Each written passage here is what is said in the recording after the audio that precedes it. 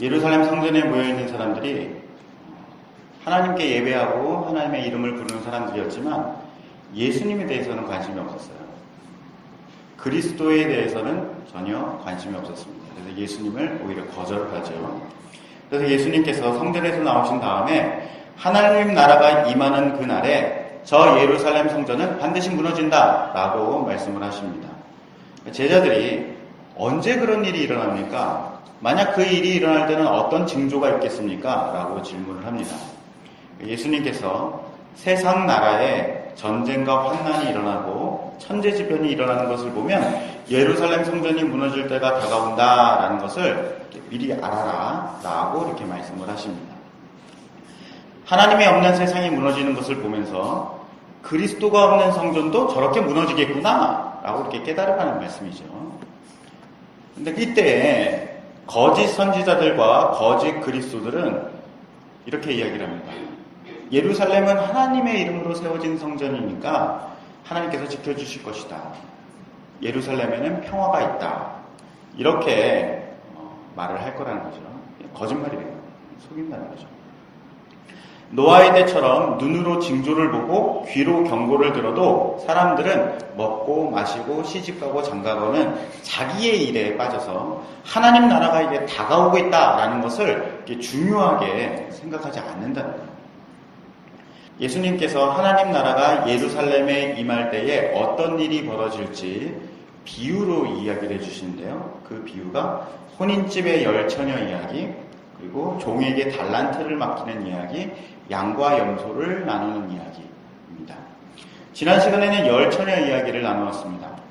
신랑을 맞이하는 임무를 맡은 10명의 신부 들러리 이야기입니다. 지혜로운 처녀들은 등과 기름을 준비했지만 어리석은 처녀들은 등은 준비했으면서도 기름은 준비하지 않았습니다. 어리석은 처녀들은 신랑을 맞이하기 위해서 기름을 준비해야 된다는 것을 알고 있었어요. 그러면서도 준비하지 않았습니다.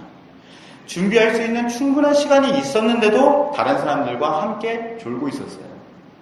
결국 신랑을 맞이하지도 못하고 결혼식에서 쫓겨납니다. 어리석은 처녀들처럼 예루살렘 성전에 모여있는 유대인들은 하나님 나라를 맞이할 준비가 되어 있지 않기 때문에 하나님 나라가 오면 무너질 거예요. 그런데도 이 사람들은 하나님 나라를 기다리고 있단 말이에요. 오늘은 달란트 비유인데요. 이 달란트 비유는 열처녀 비유와 동일한 내용을 가지고 있지만 다른 측면으로 이야기를 하고 있는 것입니다. 먼저 오늘 본문인 마태복음 25장 14절을 보겠습니다. 하늘나라는 여행을 떠날 때에 종들을 불러서 자기 재산을 맡긴 사람과 같다. 주인은 종들의 능력을 따라 어떤 사람은 5달란트를, 어떤 사람에게는 2달란트를, 또 어떤 사람에게는 1달란트를 맡기고 여행을 떠났다. 어떤 부자가 있었습니다. 이 부자가 먼 나라로 여행을 가게 되었어요. 옛날 이스라엘은 그렇게 경제 규모가 큰 나라가 아니었습니다. 조그만 동네거든요. 로마 지배하에 있는 다른 민족들과 무역을 하면 큰 돈을 벌 수 있는 기회가 생기는 거예요.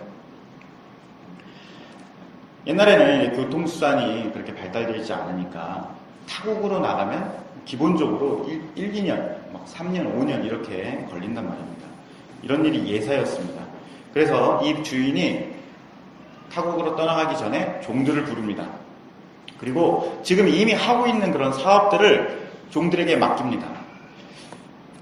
우리는 이제 종 그러면은 노예 이런 개념을 가지고 있는데 옛날 그 고대 근동에서는 종은 주인과 피를 섞인 사람은 아니지만 오랫동안 함께 일하면서 한 집에 같이 살고 있는 식구 이런 사람들인데 그 종의 주인의 일을 맡아서 관리하고 있는 부하 직원 이런 식으로 생각하시면 되겠습니다. 주인이 종들의 능력에 따라서 달란트를 주었다라고 나옵니다. 사업을 해보신 분들은 아시겠지만 사업의 종류마다 필요한 능력들이 달라요. 주인은 이 사업에는 어떤 능력이 필요한지를 보고서 이 종이 이것을 맡으면 낫겠구나 라고 해서 이제 그 사업에 필요한 능력을 가지고 있는 종들에게 그 사업을 맡깁니다. 어떤 사업은 아주 치밀하게 계산하고 그것을 실행하는 능력을 가진 종이 맡아야 되는 사업이에요. 그래서 꼼꼼한 종에게 어떤 사업을 맡기는 거죠. 어떤 사업은 영업을 해야 되는 거예요. 그러니까 사람을 만나야 되니까 사람을 만나고 다른 사람의 이야기를 듣고 협상할 수 있는 사람을 영업을 맡깁니다. 어떤 사업은 기술이 있어야 돼요. 손재주가 뛰어나야 되는 일이기 때문에 손재주가 있는 종에게 그 사업을 맡깁니다. 그런데 이 사업마다 돈이 똑같이 들어가는 게 아니에요. 어떤 사업은 자본금이 많이 있어야 되는 사업이 있고 어떤 사업은 조그만 돈으로도 큰 가치를 만들어낼 수 있는 그런 사업이 있습니다. 물건을 사서 파는 사업이나 아니면 이것과 손님을 접대해야 되는 사업은 자본금이 틀려요. 필요한 자본금이. 예를 들어서 진 목사님이 1년 동안 캄보디아 출장을 가신다고 생각을 해보겠습니다. 진 목사님은 1년 동안 이 교회가 차질 없이 잘 운행되기를 바라세요. 그래서 제일 근데 걱정이 되는 점심 식사, 두 번째 아동부, 그리고 찬양팀, 이게 걱정이 되시는 거예요. 그래서 각 부서의 담당자들을 부릅니다. 그래서 이렇게 말하는 거죠. 제가 1년 동안 이제 캄보디아에 출장을 갔다 오는데 제가 없는 사이에 교회가 잘 운행됐으면 좋겠습니다. 그러니까 운영할 수 있는 예산을 미리 드릴 테니까 필요한 일이 있으면 이거 써도 되나? 이렇게 걱정하지 마시고 알아서 이거는 이렇게 써야겠다라고 그 예산을 집행하시길 바랍니다. 그러면서 여러분들이 오랫동안 이 일을 해왔으니까 이것이 어떻게 돌아가야 되는지 어떻게 운영되야 되는지 잘 알고 있으라고 믿습니다. 그러면서 예산을 주는 거예요. 그런데 제일 돈이 많이 들어갈 부서가 어디겠어요? 점심 식사죠. 점심 식사는 당연히 이 많은 사람들이 다 먹어야 되니까 거기 제일 많은 돈이 들어가요. 그 다음에 아동부는 30명에서 40명 정도 되는 예산이 들어갑니다. 제일 돈이 적게 들어가는 부서가 찬양팀이에요. 찬양팀 별로 쓸 일이 없어요. 그런데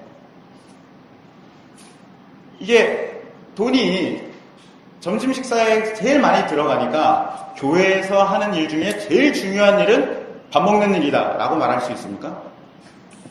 아니죠. 돈이 가장 많이 들어간다고 해서 돈을 많이 가장 맡았다고 해서 그 일이 제일 중요하다고 말할 수가 없어요. 그거는 그냥 그 돈이 많이 들어가는 일이에요. 그러니까 오늘 비유에서 5달란트를 받은 사람은 아주 능력이 뛰어난 A급 직원이다. 그리고 1달란트를 받은 종은 일을 제대로 못하는 B급 직원이다. 이렇게 말할 수가 없는 거예요. 이렇게 생각해서는 안 됩니다. 대부분 이렇게 생각하거든요. 종들의 능력에 따라서 달란트를 주었다는 뜻은 종이 맡고 있는 사업에 필요한 자금을 배분했다는 뜻입니다.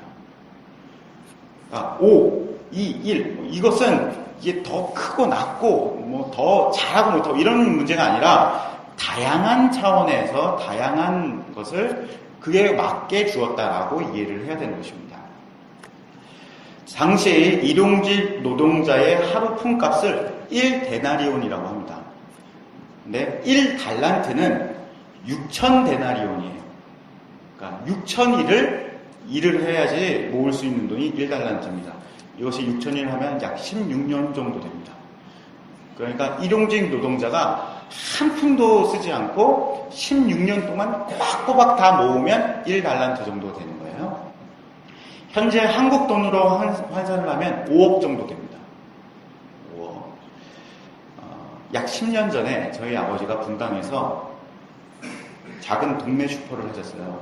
근데 그 작은 동네 슈퍼의 매출이, 그러니까 수익이 아니라 매출, 돈 쓰고 다시 벌고 하는 그 돈이 한 4억 정도 됐거든요. 근데 이 4억 정도 되는 슈퍼가 되면 저희 3남매가 대학원까지 다 졸업하고요. 그리고 7명이 식구였는데 7명 식구가 배부르게 먹고 살 수 있을 정도의 그런 사업인 거예요. 대한민국이 세계 경제 규모 11위입니다. 1년에 5억짜리 사업을 하면 그렇게 먹고 살 수 있는 거예요. 그렇게 일하는 게 쉽겠어요? 되게 어렵습니다. 힘들어요. 저희 어머니 열심히 일하시다가 거기서 돌아가셨거든요. 되게 고된 일이에요. 그런데 2000년 전에 이스라엘이 경상도보다 작아요. 근데 그 나라에서 25억, 10억, 5억짜리 사업이라면 엄청난 돈입니다. 그렇죠? 그 돈은 어떤 한 사업이 있으면 그 사업을 유지하는 데만 필요한 돈보다 훨씬 더 많은 돈입니다. 그러니까 지금 이 주인이 종에게 5억, 5달란트, 2달란트, 1달란트를 맡겼다는 것은 단순히 사업을 유지할 수 있는 예산만 준 것이 아니라 아예 새로운 회사를 하나 차릴 수 있을 정도로 큰 돈을 주었다는 겁니다. 여기에는 이런 뜻이 담겨 있는 거예요. 자, 너희들 모여봐라. 오랫동안 너희들과 나와 일을 해왔어. 내가 너희들을 보니까 너희들은 이 사업을 할 수 있는 그런 능력이 있다는 것을 내가 알았다. 내가 지금 너희들한테 충분한 자금을 맡길 테니까 내가 없는 동안에 너희들이 평소에 하고 싶었던 일이 있다면 마음껏 해봐라. 라고 큰 돈을 준 것입니다. 주인은 사업을 맡긴 것뿐만 아니라 종들이 재능을 펼쳐서 큰 일을 할 수 있는 기회를 준 거예요. 여러분들 중에 여러분들 회사를 다니시거나 부하 직원이 있으신 분들이 있으면 한번 생각해 보세요. 얘에게 한 1억 정도 줘서 네가 마음대로 뭔가 해봐 라고 할 수 있을 만큼 그런 믿음이 있는 직원이 여러분 주변에 있습니까? 혹은 여러분의 상사 중에서 나에게 그 사람이라면 나한테 한 1억 정도 주면서 네가 하고 싶은 거 해봐 라고 할 수 있는 그런 사람이 있을까 생각해보세요. 쉽지 않은 문제죠. 자식한테도 이러기 힘들 거예요. 자식한테도 한 돈 1,000만 원 주면서 네가 원하는 거 다 해봐 이럴 수가 없어요. 믿을 수가 없거든요. 분명히 저 인간 저거 하면 게임방에서 하루 종일 한 10년 동안 게임을 할지도 몰라 이런 의심이 들지 자식한테도 이렇게 쉽지 않단 말이에요. 이거는 아주 대단한 호의입니다. 달란트에는 이런 주인의 선한 뜻이 담겨 있는 거예요. 달란트를 받았다는 것은 단순히 돈을 받았다, 운영할 수 있는 자금을 받았다 이게 아니라 주인의 선한 뜻이 담겨 있는 그 마음을 받았다는 뜻입니다. 종들은 단순히 먹고 살 수 있는 일자리를 얻은 것과는 비교할 수 없을 정도로 아주 특별한 은혜를 받은 것입니다. 자, 16절을 보겠습니다. 5달란트를 받은 종은 얼른 가서 그것으로 장사를 하였다. 그래서 5달란트를 더 벌었다. 마찬가지로 2달란트를 받은 종도 2달란트를 더 벌었다. 5달란트와 2달란트를 받은 종은 얼른 가서 장사를 시작했습니다. 이 얼른 가서 즉시 장사를 시작했다는 것이 중요한 거예요. 이것은 두 종이 이 돈에 담겨있는 주인의 선의를 이해했다는 뜻입니다. 옛말에 여자는 자기를 예쁘다고 해주는 사람을 위해서 화장을 하고 남자는 자기를 인정해주는 사람을 위해서 목숨을 바친다라고 하는 말이 있어요.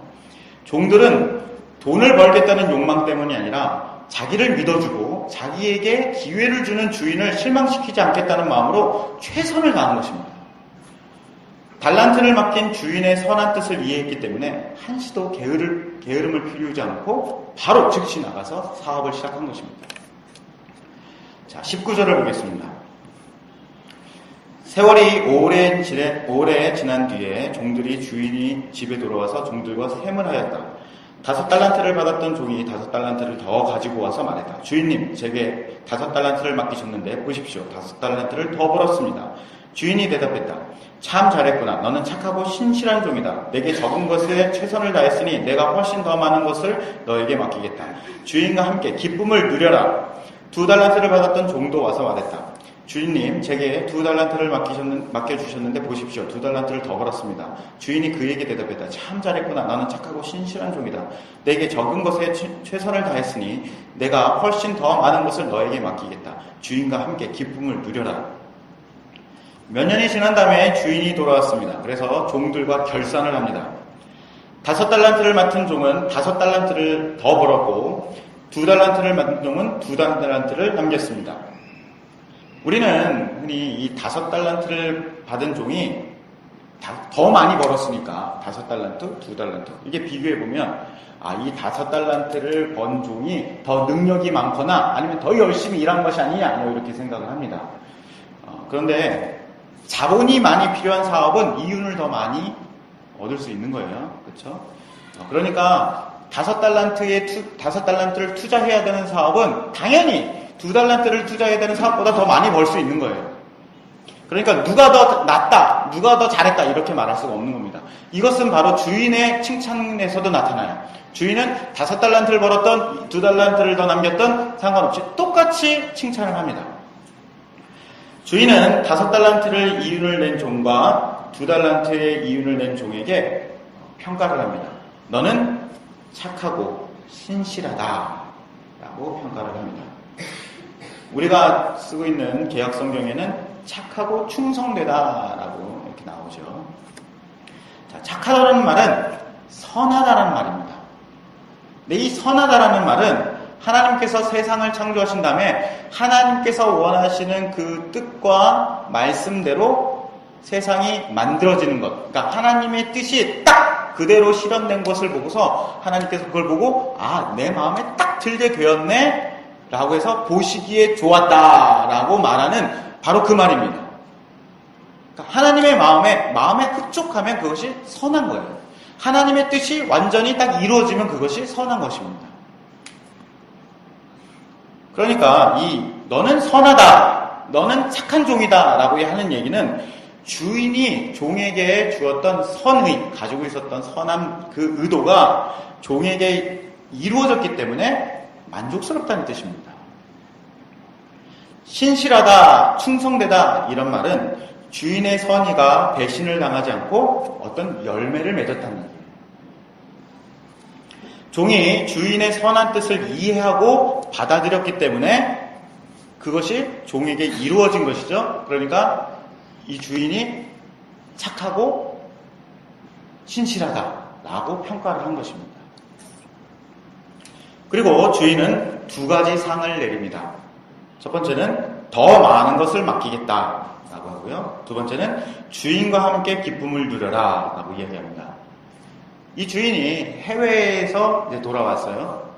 해외에 나간 이유는 이제 더 큰 사업을 하려고 갔던 거겠죠. 그러니까 이전보다 훨씬 더 부자가 됐어요. 그리고 하는 사업의 규모도 훨씬 더 크게 늘어났습니다. 주인의 입장에서는 이 주인의 마음과 의도를 이해해서 함께 일할 수 있는 부하 직원이 절실하게 필요했을 것입니다. 주인은 이제 이 종이 어떤지를 알았어요. 얘가 내가 무슨 이야기를 하면 그 의도를 알아내고 그리고 거기에 맞게 선하게 일하는 종이구나 라고 알고 있기 때문에 지금 5달란트, 2달란트를 맡긴 것보다 훨씬 더 큰 일을 맡길 수가 있는 것이죠. 주인은 이런 종을 얻게 된 것이 너무나도 기쁩니다. 조선시대의 거상 임상옥이라는 사람이 이런 말을 했어요. 상도라는 책에 이렇게 나오거든요. 장사는 이윤을 남기는 것이 아니라 사람을 남기는 것이다. 사람을 부려보신 분들은 이 말이 얼마나 위대한 말이면서도 얼마나 어려운 것인지를 절감하실 겁니다. 베트남만 해도 진짜 푼돈 때문에 배신하는 사람이 흔해요. 야, 진짜 저거 가져가려고 진짜 저것 때문에 거짓말을 하나 싶을 정도로 일하는 사람들이 많단 말이에요. 대부분 다 그러잖아요. 그런데 지금 이 시대는 고대 시대인데 빵 한 조각 때문에 사람을 죽이는 시대예요. 근데 이런 시대에 주인의 선한 의도를 이해하고 그리고 그것을 신실하게 따르는 종을 구한다는 것은 진짜 어마어마하게 힘든 일입니다. 그런데 그런 종을 얻은 거예요. 오랜 기간 동안 기회를 줬는데 그 주인의 마음에 흡족한 결과를 낸 겁니다. 이런 종은요, 직원이 아니라 친구예요. 자식과 같은 존재입니다. 자식도 피만 섞였지 부모의 말을 이해하지 못하면 이건 남보다 더하고. 근데 피 한 방울 섞이지 않은 사람이 내 마음과 내 뜻을 이해하고 내 선한 의도를 받아줘서 그것을 선한 열매로 만들어낸 가족이죠. 어떤 면에서 내 자식 잘 키우는 것보다 피 한 방울 섞이지 않은 사람을 길러서 내 식구로 얻는 것이기 때문에 세상의 어떤 일보다도 보람된 일입니다. 함께 기쁨을 누리자라는 말은 무슨 뜻이냐면 너는 내 종이 아니라 내 마음이 통하는 친구다. 그리고 너는 내 가족이다. 이런 뜻입니다. 자, 그런데 이렇게 신실한 종만 있었던 것이 아닙니다. 18절을 보면요. 그러나 한 달란트를 받은 종은 나가서 땅을 파고 그곳에 주인의 은돈을 숨겼다. 한 달란트를 받은 종은 나가서 장사를 하지 않았어요. 바로 나가서 땅을 파서 돈을 땅속에 묻은 거예요. 이스라엘 지역은요, 주변에 큰 나라들이 많았어요. 먼저 이집트가 있었고요. 그다음에 아수르, 바벨론, 페르시아, 그리스, 로마에 이르기까지 큰 나라들에 둘러싸여 있었기 때문에 전쟁이 잦았습니다.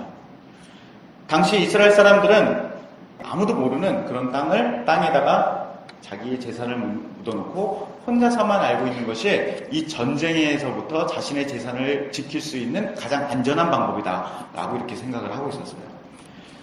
주인은 사업을 유지하고 재능을 발휘해서 장사를 해보라고 준 돈인데 이 종은 어떻게 하면 이 돈을 안전하게 유지할까라고 생각해서 땅에다 묻었단 말이에요. 왜 그랬을까요? 이건 24절에 나옵니다. 와서 결산을 할 때에 종이 주인에게 와서 이렇게 이야기를 합니다. 주인님, 저는 주인님이 심지 않은 데서 거두고 씨 뿌리지 않는 데서 거두는 완고한 분이라고 생각했습니다. 그래서 두려운 마음으로 밖에 나가 돈을 땅에 숨겼습니다. 이제 주인님이 제게 주신 돈을 도로 받으십시오. 이 종이 땅에 돈을 묻은 이유는 두려운 마음 때문이에요. 이 두려운 마음이 생긴 이유는 종이 우리 주인은 완고한 사람이야 라고 생각했기 때문입니다. 여기서 말하는 완고한 사람이라 라는 뜻은 정이 없고 포악하며 거친 사람이다 라는 뜻입니다. 야쿠자나 마피아처럼 돈을 위해서라면 피도 눈물도 없이 사람을 죽이고 때리고 하는 그런 사람을 말하는 거예요. 유대인의 전통에서는 부자들은 하나님의 말씀을 성실하게 지켰기 때문에 하나님께서 복을 주신 사람, 큰 재산을 주신 의인 이렇게 생각을 했어요. 그런데 유대인들은 그렇게 생각을 했는데 그리스 사람이나 로마 사람들이 살고 있는 거 보니까 부자들이 꼭 그런 사람만은 아니에요. 그 당시는 계급사회였기 때문에 신분이 높은 사람만 재산을 모을 수가 있었습니다. 가난한 사람들은 재산을 모을 수가 없었어요. 귀족 가문에서 태어나든가 아니면 특별한 공을 세워서 신분이 높아지면 자기가 일을 하지 않고 노예를 부립니다. 노예를 부려서 재산을 축적하는 거예요. 자기 땅에 살고 있는 평민들의 재산을 마음대로 취하거나 나눠줄 수도 있었습니다. 평범한 개인이 부자가 된다는 것은 거의 불가능한 일이었어요. 그런데 부자가 될 수 있는 방법이 하나가 있었는데 그것은 사채놀이를 하는 것입니다. 자기보다 더 가난한 사람에게 돈을 빌려주고 그리고 높은 이자를 받는 거였어요. 그런데 이 이자를 받는 것은 율법으로 금지된 것이었거든요. 그래서 대부업을 한다라고 하면 이 악인이다, 나쁜 사람이다 라고 하는 것에 의한 대명사였어요. 어쨌든 이 로마 시대든 아니면 이 그리스 사회에서 양반집에서 태어났던 출세를 했던 자수성가를 했던 어쨌든 부자다라고 하면 일반적으로 저 사람은 힘없는 사람의 재산을 빼앗고 노예를 학대해서 자기 배를 불리는 사람이야 라는 인식이 있었습니다. 아마도 이 주인과 관계가 없는 사람들은 그렇게 생각했을 거예요. 아, 저놈도 약한 사람의 피를 빨아먹는 놈이야. 다른 약한 사람의 것을 빼앗아가지고 부자가 됐겠지. 이렇게 생각을 하고 있었을지도 몰라요. 그런데 주인과 관계가 있는 이 종, 주인에게 한 달란트를 받은 종도 똑같이 그렇게 생각을 했다는 거예요. 주인과 수년과 함께 일을 했고 주인의 특별한 호의를 받았으면서도 남들과 똑같은 생각을 하고 있는 거예요. 겉으로는 주인과 종이라는 관계로 맺어 있지만 마음은 전혀 연결되어 있지 않았던 것입니다. 자, 우리는 앞에서 이 달란트라는 것이 단순한 돈이 아니라 주인의 선한 뜻이 담겨 있는 것이다 라고 살펴봤어요. 평소에는 주인의 말을 잘 듣는 종인 것 같았습니다. 그런데 주인에게 이 특별한 선의가 담겨있는 달란트를 받으니까 종의 마음에 무엇이 있는지가 나타나는 거예요. 주인이 돌아오니까 종이 이렇게 이야기를 합니다. 주인님, 너무하신 거 아닙니까? 이 달란트라는 돈이 얼마나 큰 돈이다. 이 돈을 주시면 이 돈만큼 일을 해야 되는데 평소에는 200만 원 받으니까 200만 원 받은 것만큼만 일하면 되는데 5억을 받았어요. 그럼 5억만큼 일을 해야 되잖아요. 얼마나 힘들겠어요. 너무 큰 부담을 받은 거예요. 이 달란트만큼 일하기가 얼마나 힘들은지 아십니까? 제 5달란트 받은 애랑 2달란트 받은 애 보세요. 쟤는 얼굴이 이렇게 홀쭉해졌어요. 평소보다 훨씬 밤낮 죽자 사자 일을 좀 보세요. 그런데 주인님은 손 하나 까딱하지 않고 해외에 나갔다 와가지고 종들이 받은 그 수입을 그냥 챙기시는군요. 만약에 손해가 났다고 하면 종들에게 물어내라고 말할 작정이 아니셨습니까? 종들이 장사를 해서 이익이 나면 주인님이 이익, 종들이 잘못해서 손해가 나면 종들의 손해, 종들에게 뒤집어 씌워서 네가 이 손해를 갚아라! 라고 이렇게 하실 거니까 주인님은 놀면서도 손해볼 게 하나도 없네요. 정말 돈에 환장하신 분 같았습니다. 여기 한 달란트가 있습니다. 제가 받은 그대로 돌려드리겠습니다. 제가 주인님께 이익을 드린 것은 없지만 손해는 끼치지 않았으니까 불만은 없으시죠? 이 말을 듣고서 주인이 화를 냅니다. 25장 26절을 보면요. 주인이 대답했다. 이 악하고 게으른 종아, 너는 내가 심지도 않은 데서 거두어들이고 씨 뿌리지 않은 곳에서 거두어들인다고 생각했느냐? 그렇다면 너는 내 돈을 은행에 넣어두어야 했다. 그러면 내가 다시 돌아왔을 때 이자와 함께 내 돈을 돌려받았을 것이다. 저 종에게서 돈을 빼앗아 10달란트 같은 종에게 주어라. 가진 사람은 더 많이 받아 풍성하게 될 것이고 없는 사람은 있는 것마저 빼앗길 것이다. 저 쓸모없는 종 바깥 어두운 곳에 던져라. 거기서 슬피 울고 고통스럽게 일을 할 것이다. 지금 주인의 말은 이런 뜻입니다. 내가 그런 의미로 너한테 그렇게 큰 돈을 준 줄 아냐? 너는 내 선의를 전혀 이해하지 못하는구나. 내 이 선한 뜻을 이해하지 못하는 너는 사악한 놈이다. 너 같은 인간 말종이 내 선한 뜻을 이해하기는 바라지도 않는다. 그렇다면 내가 옳다고 생각하는 최소한의 일은 해야 되지 않겠느냐? 내가 말하는 대로 내가 피도 눈물도 없는 수전노 같은 사람이라고 치자. 그렇다면 너는 수단과 방법을 가리지 않고 수익을 내서 나한테 돈을 가져와야지 네가 화를 면하지 않겠느냐? 내가 수전노라고 생각하면서 너는 아무런 이득을 가져오지 않았기 때문에 나는 이제부터 너에게 피도 눈물도 없이 대하겠다. 당장 내 집에서 나가라. 내가 너에게 베풀었던 모든 것도 다 내놓고 나가라. 내 놈은 팬티 한 장 주기도 아까운 아무짝에도 쓸모없는 놈이다. 이런 뜻이에요. 주인의 선의를 왜곡하는 마음이 있는 종은 엄청난 은혜를 받아도 최소한의 의무조차 하지 않았습니다. 이 게으른 행동이라는 것 자체가 문제가 아니라 악한 마음이 문제였던 것이죠. 주인의 선한 뜻이 담겨있는 달란트를 받았을 때에 이 주인의 선한 뜻을 아는 선한 종은 충성스럽게 일을 해서 어떤 이익을 가져와요. 그러나 달란트에 담긴 뜻도 모르고 주인이 어떤 사람인지도 모르는 악한 종은 충분한 기회와 많은 것을 받고도 아무런 이익을 내지 못합니다. 이게 달란트 비유의 핵심입니다. 앞에 맨 처음에 시작할 때에 이 달란트 비유는 예루살렘 성전이 무너진다라고 하는 말씀에 덧붙여진 말씀이라고 말씀을 드렸어요. 로마서 9장 4절을 보면요.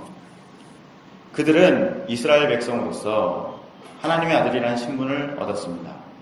그들에게는, 이스라엘 사람들이에요, 하나님의 영광이 있고 하나님과 맺은 언약이 있고 율법과 성전 예배와 약속들이 있습니다. 하나님께서 이스라엘 사람들에게 영광스러운 은혜를 주시고요, 언약을 주시고 율법, 하나님의 말씀을 주시고요, 성전에서 예배를 드릴 수 있도록 성전도 주셨습니다. 이거는 다른 민족에게는 없는 이스라엘 사람들만 특별하게 받은 엄청난 은혜인 거예요. 주인이 준 달란트처럼 어마어마한 가치가 있는 특별한 은혜를 이스라엘 사람들이 받았습니다. 로마서 2장 18절을 보면요. 여러분은 이스라엘 사람이에요. 하나님의 뜻이 무엇인지 알며 율법을 배웠기 때문에 무엇이 옳은지도 분별할 수 있습니다. 하나님께서 주신 이 율법에 무엇이 담겨 있다는 거예요? 하나님의 뜻이 담겨 있는 거예요. 그래서 율법을 통해서 무엇을 배우냐면 무엇이 옳은지 그른지, 그러니까 선과 악을 배운다는 겁니다. 이 율법에는 하나님의 선하신 뜻이 담겨 있어요. 그러니까 율법에 이것이 담겨 있다고 하니까 하나님께서 이스라엘 사람에게 주신 하나님의 은혜, 언약, 성전, 약속, 여기에는 뭐가 담겨 있다는 거예요? 여기도 하나님의 선한 뜻이 담겨 있다는 얘기예요.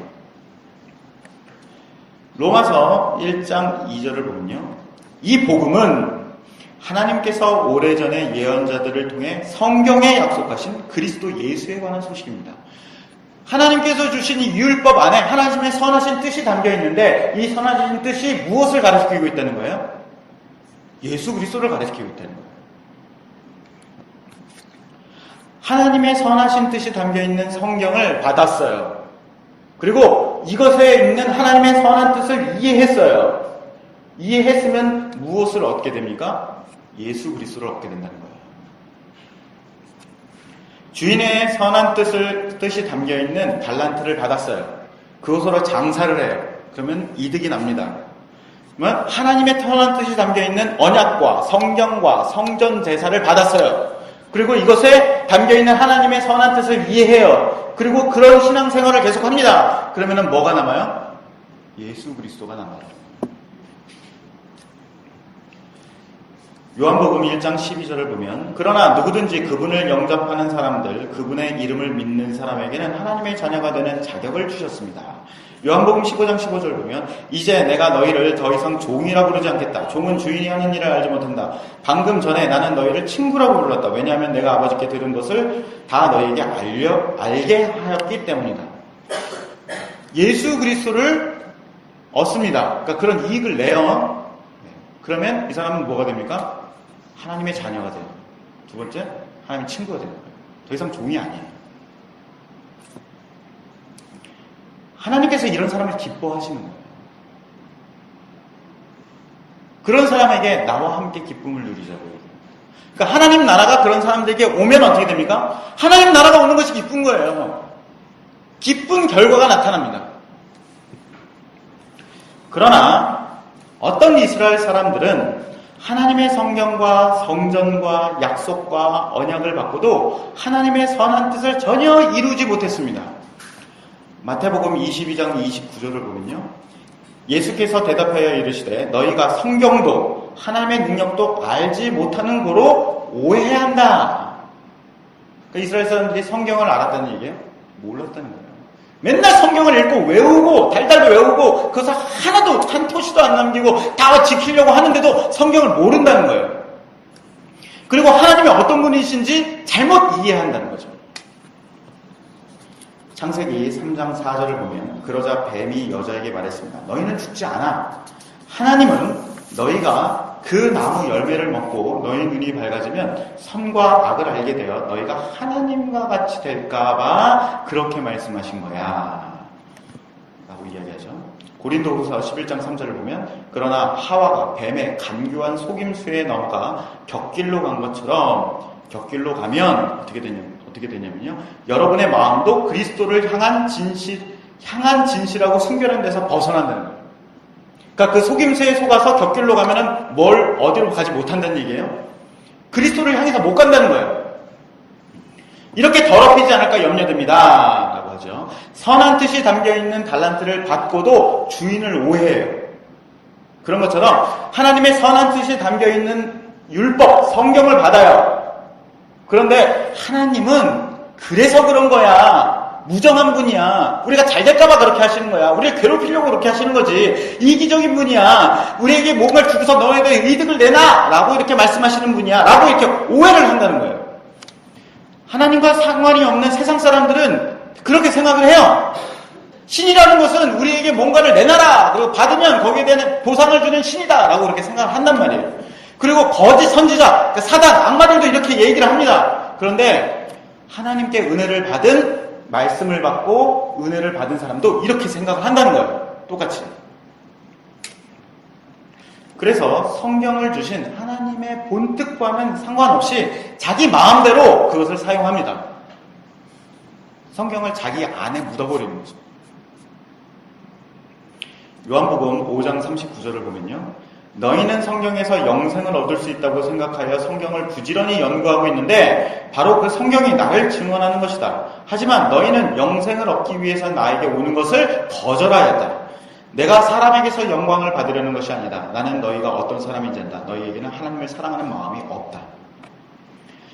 이스라엘 안에 하나님을 사랑하는 마음이 없어요. 그러니까 하나님에 대한 올바른 지식도 없다는 거죠. 이런 사람들은 아무리 성경을 부지런히 연구해도 그리스도라는 열매를 맺지 못합니다. 예수님께서 성전에 들어가셔서 이스라엘 사람들 앞에 눈앞에 나타나셨어요. 그런데도 그리스도를 거절합니다. 예수님을 잡아 죽이죠. 로마서 2장 23절 보면 율법이 있다고 자랑하면서도 그 율법을 지키지 않음으로써 하나님을 욕되게 하는 까닭은 또 무엇입니까? 하나님은 독생자 아들을 보내시겠다고 하는 선한 뜻을 성경에, 성전에, 그리고 약속에 담아서 이스라엘에게 주셨어요. 성전과 성전을 주신 선한 하나님의 뜻을 딱 보고 그것을 이해해서 이게 예수를 말하는 거구나, 그리스도를 말하는 것이구나 라는 것을 이해해서 예수님 오셨을 때 예수님 오십시오. 예수님을 영접하면 하나님의 뜻이 이루어진 거예요. 예수라는 수익을 낸 겁니다. 지금 내가 받은 것보다 더 큰 것을 얻은 거예요. 그게 남은 거죠. 그러나 이스라엘은 성경의 말씀을 철저하게 지키고 성전에서 예배와 제물을 드려서 하나님을 기쁘시게 하려고 그러는 거예요. 이렇게 하면 하나님께서 기뻐하시겠지. 성전에서 예배를 빠짐없이, 하루도 빠짐없이 다 싹 다 드리면 하나님께서 기뻐하시겠지. 소가지 제물을 100마리, 1000마리를 드리면 하나님께서 기뻐하시겠지. 이렇게 생각한다는 거예요. 만약에 이스라엘의 오해대로 하나님이 율법과 제물로 기뻐하시는 분이라면 율법이라도 잘 지켜야 되고 성전에서 성실하게 예배라도 지켜야 될 텐데 이스라엘 사람들이 자기 입맛에 맞는 율법만 지킵니다. 그리고 성전은 장사하는 도둑의 소굴로 만듭니다. 이스라엘은 하나님을 제물을 탐내는 불의한 신으로 만들어버린 것입니다. 한 달란트를 받은 종처럼 이스라엘은 하나님 나라에서 쫓겨나게 되고 그리고 성전은 무너지게 되는 것입니다. 사랑하는 성도 여러분, 하나님께서도 우리에게 특별한 달란트를 주십니다. 무엇이 달란트예요? 달란트가 무엇인지, 어떤 의미인지가 중요하다고 말씀드렸죠? 엄청나게 과분한 거예요. 근데 그것에는 하나님의 선의가 담겨 있어요. 우리에게 이 세상을 주십니다. 그리고 우리에게 생명을 주시고요. 복음의 말씀을 주시고 이 교회를 주시고요. 그리고 우리에게 가정도 주시고 우리에게 자녀도 주십니다. 어떤 사람에게는 남편과 아내를 주세요. 어떤 사람에게는 많은 친구를 주십니다. 어떤 사람에게는 자녀 9명을 주시고 어떤 사람에게는 자녀를 주시지도 않습니다. 어떤 사람에게는 똑똑한 머리를 주시고 어떤 사람에게는 사람을 대할 수 있는 지혜를 주시고요. 어떤 사람에게는 큰 사업을 주시고 어떤 사람에게는 작은 일터를 주십니다. 각자에게 다양한 종류대로 크고 작은 달란트를 주시는 거예요. 이거 달란트를 받은 다음에 하나님께 이렇게 이야기하는 거죠. 하나님께서 자녀를 주셨는데 제가 훌륭한 사람으로 키웠습니다. 첫째는 목사를 만들었고요. 둘째는 판사가 되었고요. 셋째는 대통령이 되었습니다. 하나님께서 제게 주신 사업을 열심히 했습니다. 그래서 돈을 많이 벌어서 선교 사업에도 헌금하고 교회도 10개를 지었고요. 하나님께서 제게 주신 재능을 열심히 갈고 닦아서 세계적인 가수가 되었습니다. 그래서 그 재능을 가지고도 봉사도 하고 사람들을 돕기도 하고요. 그리고 하나님께 영광을 돌립니다. 라고 이렇게 고백도 했습니다. 아니에요. 이런 사람이 달란트를 땅에 파묻고 아무런 열매가 없게 되는 종인 것이에요. 하나님께서 이거 하라고 우리에게 그런 달란트를 주신 게 아닙니다. 이런 생각으로 하나님 앞에 서면 큰일 납니다. 진짜. 우리가 평생 가치 있다고 생각하는 이런 것이 다 무너질 것입니다. 하나님께서 우리에게 무엇을 주셨든지 간에 그 안에는 하나님께서 그것을 주시면서 가지고 계시는 선한 뜻 그리고 호의가 있어요. 그 선한 뜻이 무엇입니까? 남편과 아내를 왜 주셨어요? 자녀를 왜 주셨습니까? 우리에게 왜 교회를 주셨습니까? 이거 지난 시간에 계속 이야기하고 있어요. 그렇죠? 남편과 아내의 관계를 통해서 뭘 해야 되는 거예요? 남편은 아내에게 그리스도가 교회를 생명을 주시기까지 어떻게 사랑하셨는지를 아내에게 보여줘야 되는 것이고, 아내는 그리스도에게 생명을 얻은 사람이 그리스도에게 어떻게 순종해야 되는지를 나타내야 되는 거예요. 그러니까 남편과 아내의 관계를 통해서 남아야 되는 것은 무엇입니까? 예수 그리스도예요. 부모 자식 관계를 통해서 그리스도를 얻으라는 겁니다.